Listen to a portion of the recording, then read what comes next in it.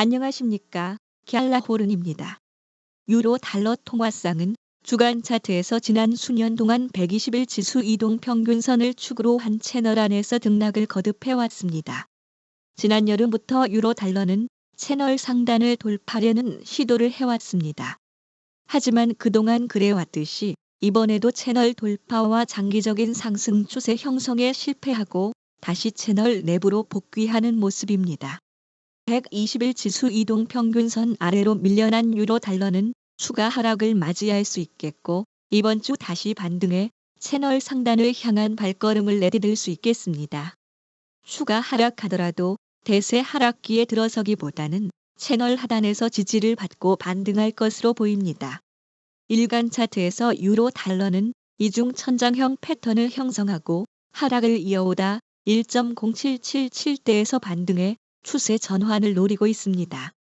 하지만 유로는 20일 이동 평균선 돌파에 실패하고 뒷걸음질 치면서 추세 전환에 실패한 모습입니다. 유로는 달러에 대해 1.0750에서 1.0780 사이의 지지대를 형성한 만큼 1.0833에 있는 유로는 재차 반등에 나설 것으로 보입니다.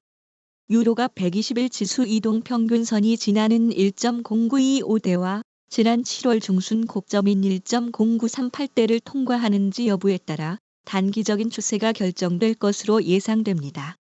이 지점에서 유로가 다시 발목을 잡힌다면 유로는 1.0670대에서 심하면 1.06까지 조정을 받을 수 있음을 감안하고 거래에 임해야겠습니다.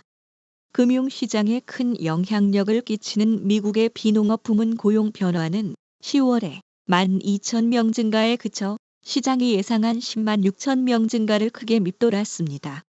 이에 유로는 달러에 대해 뒷걸음질 치는 모습이었습니다. 달러 인덱스는 104선을 회복했고 글로벌 국채 시장에서 벤치마크 역할을 하는 미 국채 10년물 수익률은 미국의 고용지표 발표 이후 4.2% 초반대까지 밀린 뒤 빠르게 상승 반전해 장 후반에는 4.3% 후반대까지 상승했습니다. 산탄데로 US 캐피털 마켓의 스티븐 스텔리 수석 이코노미스트는 미국을 강타한 허리케인이 고용지표에 영향을 끼쳤다고 진단하며 11월에는 고용지표가 회복될 것으로 내다봤습니다.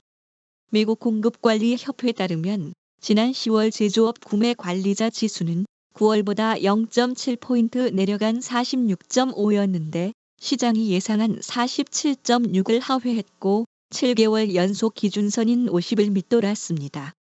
현지 시간으로 30일 공개된 미국의 3분기 국내 총생산 성장률은 예상을 밑돌았지만 세부 내용을 들여다보면 그리 나쁘지 않았습니다.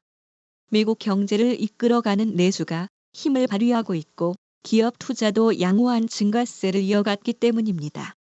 미 상무부에 따르면 미국의 3분기 국내 총생산 속보치는 연율로 환산해 전분기 대비 2.8% 증가했는데 2분기 수치와 시장 예상치인 3.0%를 밑돈 값입니다.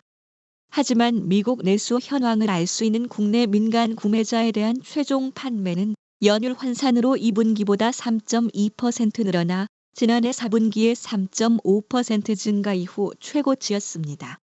미 연방준비제도 연준이 중시하는 경제지표인 개인 소비 지출은 3분기에 3.7% 늘어난 것으로 집계됐는데 2분기 2.8%에 비해 0.9%포인트 높아진 값입니다. 제이슨 버먼 하버드대 교수는 3분기 GDP에 대해 미국 경제는 전반적으로 탄탄하다고 평가했는데 인플레이션은 하락하고 있고 소비 판매와 기업 투자 역시 양호하다고 말했습니다. 이번 주 열리는 연준의 FOMC 회의를 놓고 시장은 연준의 기준금리 0.25%포인트 인하를 거의 확신하는 모습입니다. 시카고 상품 거래소 패드워치에 따르면 연방기금 금리 선물 시장은 연준의 베이비 컷 가능성을 97.8%로 보고 있으며 금리 동결 확률은 2.2%였습니다. 시장의 관심은 며칠 뒤 실시될 미국 대선을 향하고 있습니다. 시장 전문가들은 트럼프가 재집권한다면 외환 시장의 관계 당국이 개입하지 않더라도 달러 가치가 오를 것으로 보고 있는데 관세 인상을 포함한 트럼프의 경제 정책은 인플레이션을 일으키고 그 때문에 연준의 금리 인하 속도도 느려질 것이라는 이유에서입니다. 갤라호르는 트레이더의 눈으로 시장을 바라보며 투자자 여러분들이 시장에 대한 이해와 통찰력을 갖는데 도움을 드리고자 합니다. 갤라호른에서 제공하는 보고서는 참고용으로만 활용해 주실 것을 말씀드리며 투자에 대한 책임은 전적으로 투자자 자신에게 있다는 점을 유념하시기 바랍니다. 도움이 되셨다면 구독과 좋아요 부탁드리겠습니다. 지금까지 갤라호른이었습니다. 감사합니다.